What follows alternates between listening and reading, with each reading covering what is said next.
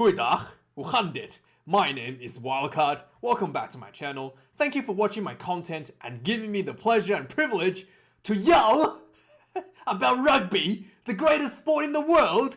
And this was the final test match of 2022. England hosting the mighty Springboks at Twickenham. And unlike last year, unlike the chokers from last week, the Springboks has put the England to bed nice and good. And unlike many teams in international rugby these days, the Springboks managed to evolve over the last year and came out, despite missing a lot of their core players to, what do they call it? For the test being outside of the November test period, they were still able to quite convincingly dominate England this time. Springboks also had a red card going into the last 25 minutes or so, and was still able to hold out England. There was no miracle fairy dust this game that helped out England last week. None of that, because obviously the Springboks is a competent team. And first up, I want to really congratulate one person in the Springbok team, and that is Willie le Roux. He has developed so much in the last 6 months or so. He has gone from last year being criticized, being one of the worst players in the Springbok backline, being dropped from the Springboks team at the end of the season, to absolutely brilliance this year. He has stepped up as a playmaker due to injury, and he has taken the ball and he ran as hard as he could, right? And he's just absolutely one of the best players on the field today for the Springboks team. And this win for the Springboks, and also the Springboks' close performances in recent test matches against France and Ireland, largely due to Willie le Roux improving and developing as a playmaker from that 15 jersey. And this game really showed the team clicked into another gear with him basically interchangeably with Valemsa playing the fullback and playmaker position. So what this was able to do, with Willie le Roux actively playing as a 10, despite having the 15 jersey on his back, this allowed Valemsa to either play fullback, a position that he's really comfortable with, or moving out to the center position as an additional center that he's also really comfortable with, playing center for his club rugby in the URC. So we are able to see Valemsa moving into positions where he's more comfortable with, having Willie le Roux taking over a lot of the decision making, a lot of the playmaking for the Springbok team, and as a result, he really showed a lot more fluidity in the Springboks backline. And and we saw, but once again, are we still doubting the fact that Curly Adensa is better than Mapimpi? I told you, this guy is an absolute superstar. Just like I said, we saw the try. He scored a spectacular try, Valemsa, and this try resulted in, like I said, the two playmakers from the Springbok team interchangeably moving around, having Valemsa playing fullback in this instance, mounting a counter attack with Willie le Roux linking up with him, recognizing the space, sending Curly Adensa through for a try, and Curly Adensa absolutely destroyed Marcus Smith. Okay, he just juked him like he doesn't know how to play, like an adult juking a child. It was insane. The footwork from Curly Adensa was insane. And Marcus Smith is one of the most agile, one of the fastest players for the England side. There's a reason he's like the youngest person to reach 100 points. Is it 100 points or 100 caps in the Premiership? He is incredibly agile, incredibly fast, incredibly good. And Curly Adensa made him look like a child, literally just completely destroyed him. Footwork, burned him and scored a try. It was just insane. And Adensa just like I said, there's a reason he was selected ahead of Mapimpi, and he showed once again this week why that's the case.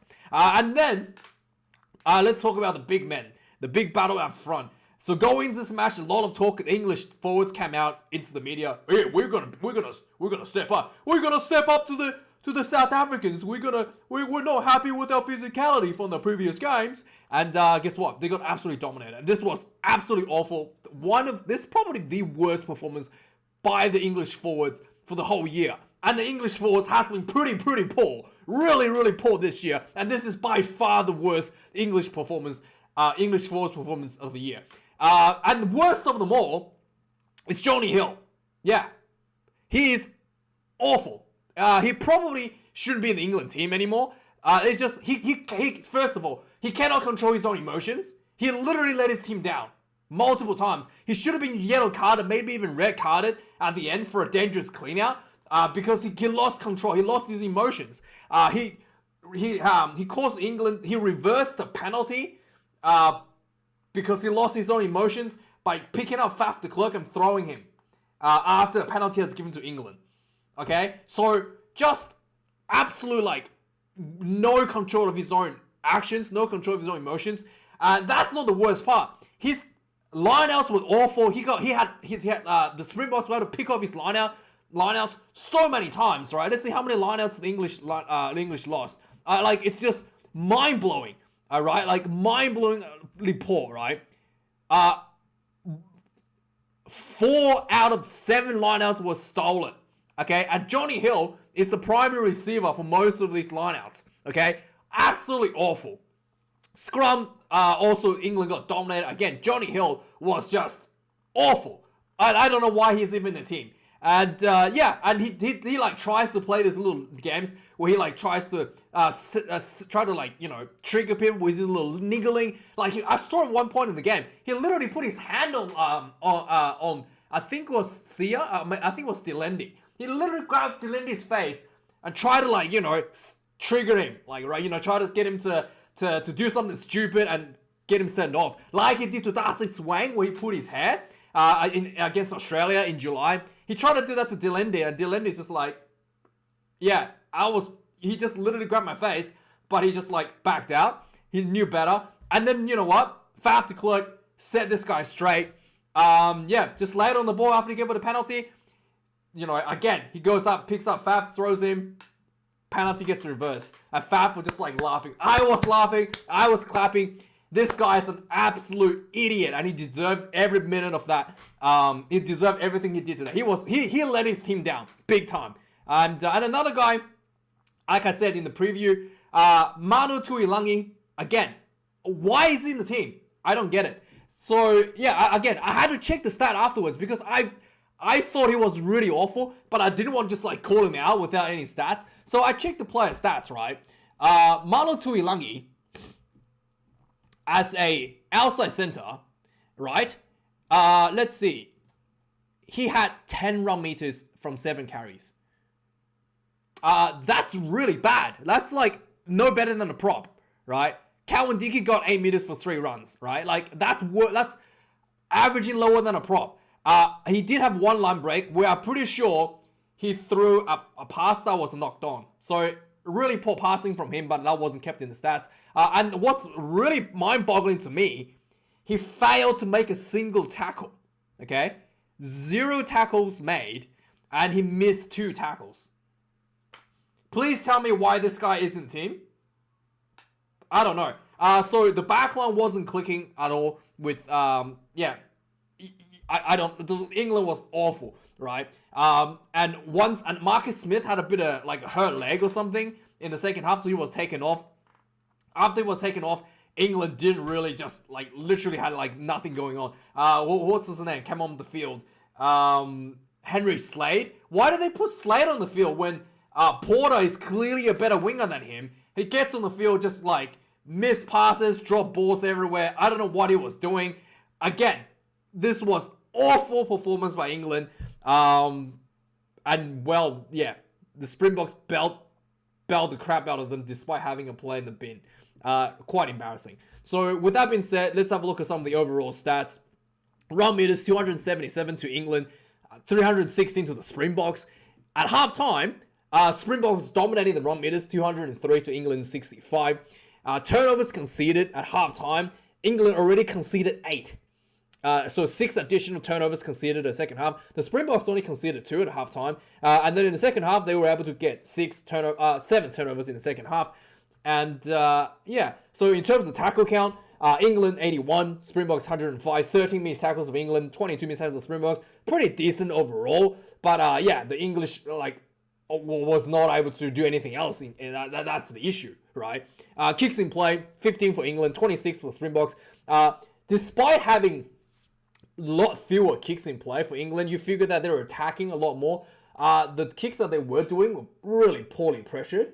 In fact, the one try where Alonso scored, what I was just talking about, was due to a really poorly pressured high ball into the Springboks 22, edge of the Springboks 22. It was a really accurate kick, but the pressure was just not there. Freddie Stewart was way too far away to be able to pressure that. And yeah, and it resulted in a counter-attack try by the Springboks.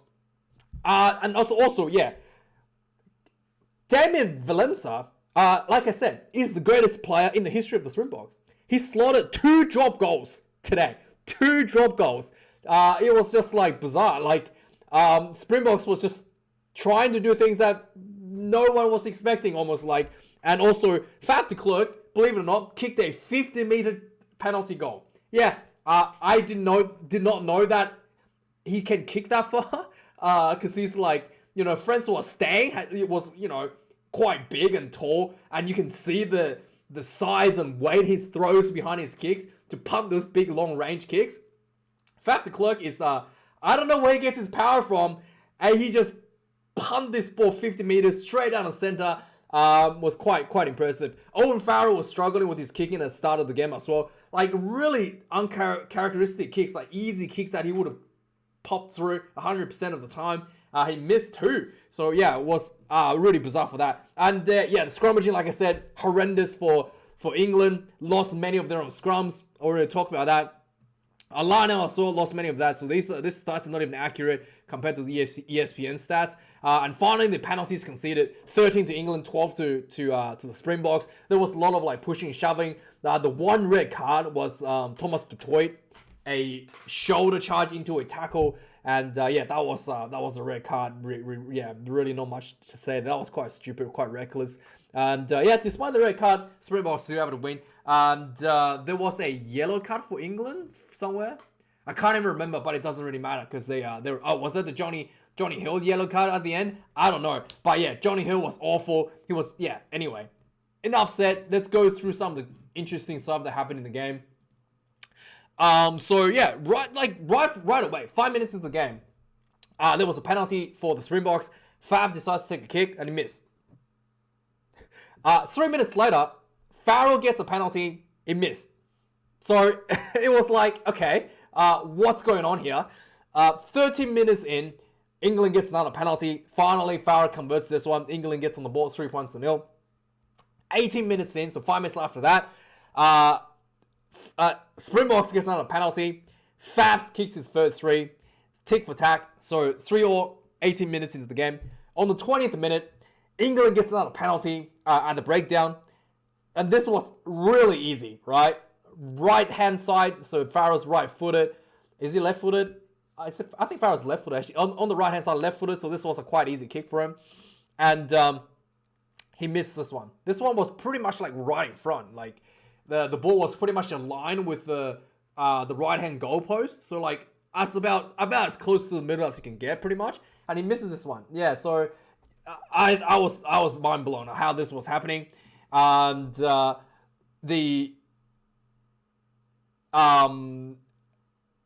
yeah, so and after this, there was a bit of a kicking game going on. Freddie Stewart put a pretty big kick, but it was a poor kick, which he was just outside his own 22. He punted a 50-meter kick that went out inside the Springbok 22, but out on the full.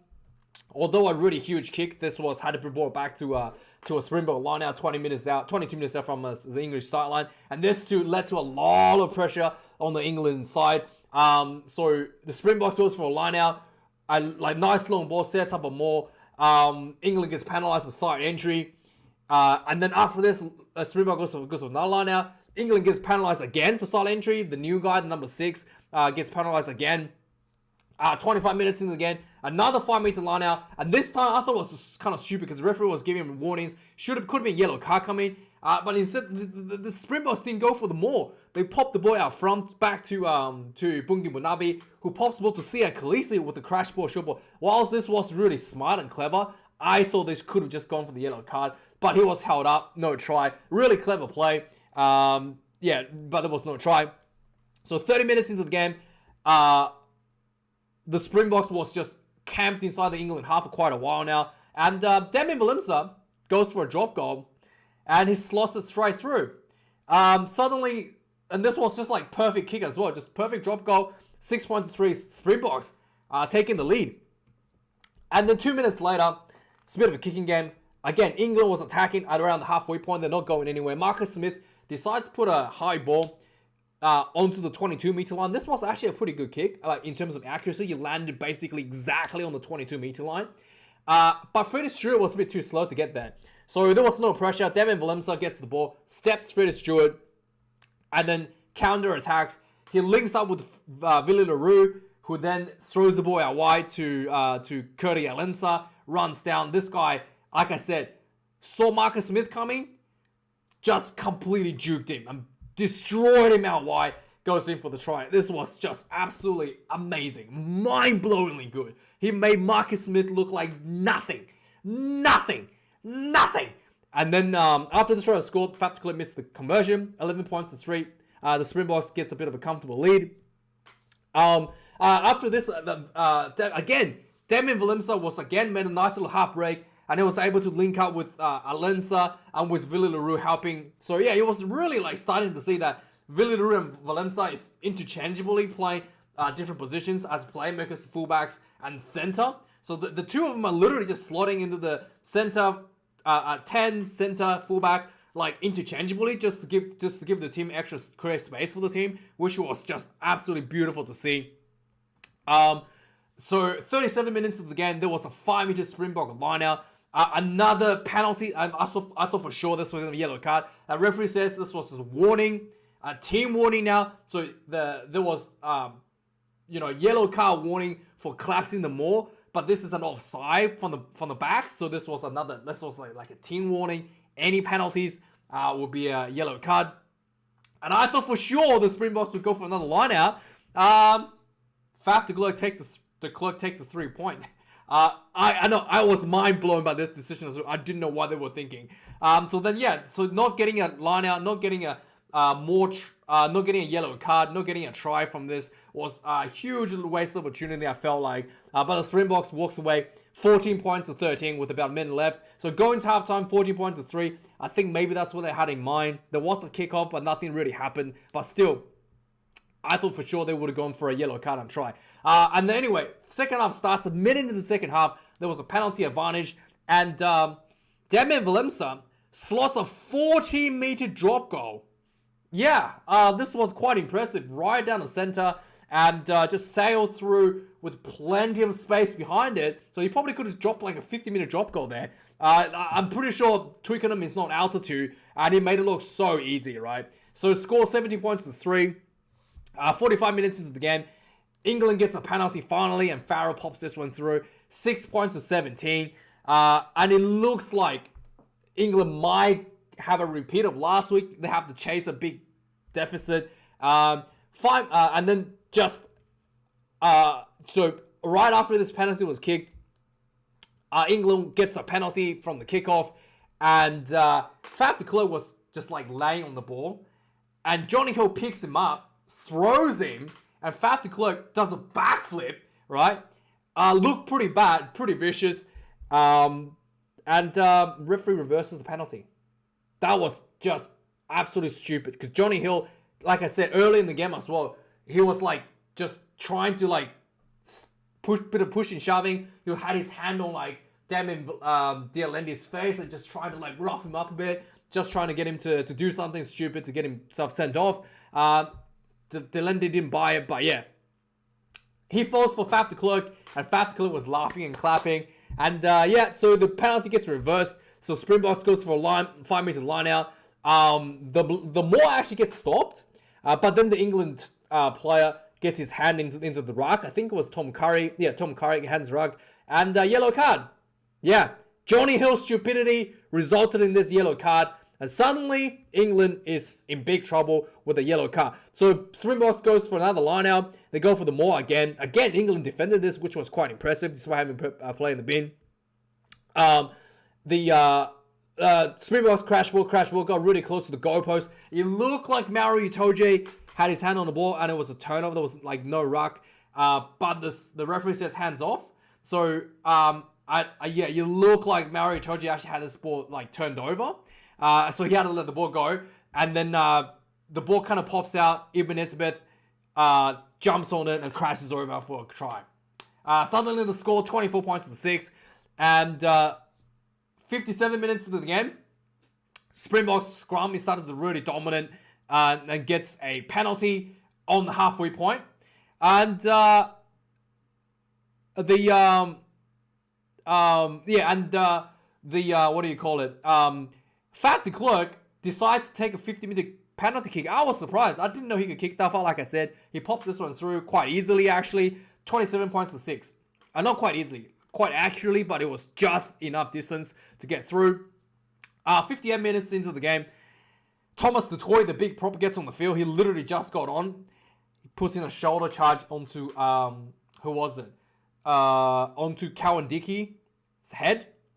And then red card. Yeah. The game had to play it on. It looked like Alensa was about to score as well. After this game was played on, he found some space out wide. Again, with help of Villy LaRue, set him up. Just runs down the sideline, like 60 meters. Got really close. And then they called the play back for the red card. So, yeah. Marcus Smith at this point noticeably hurt his leg. So, he's struggling a little bit. And so, yeah. England, with this red card penalty, kicks the ball out for a 5-meter line out. Keep in mind, the Springboks, at this stage, it's missing a forward. The England gets a line out stolen. Really, really poor effort by the English.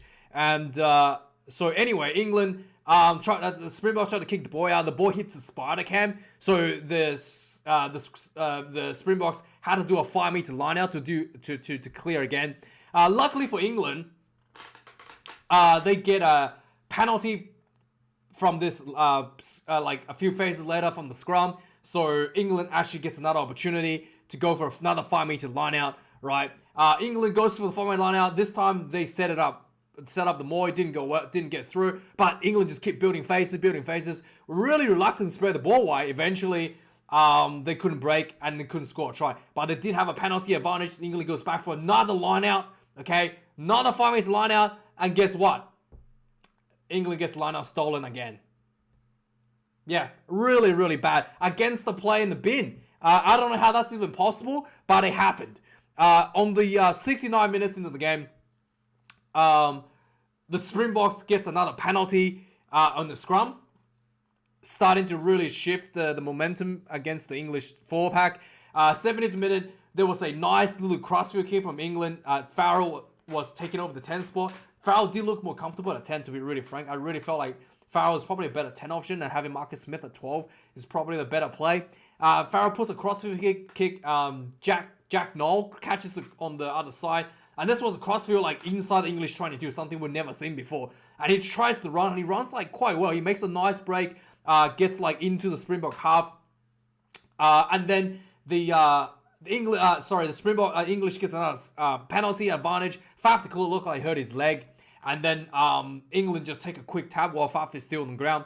Farrell crashes through the center field, gets really close. And then quick ball comes out to Slade, who found some space, just steps in, ran a nice little angle infield, goes in for the try. So England gets their first try on the board, 13 points to 27.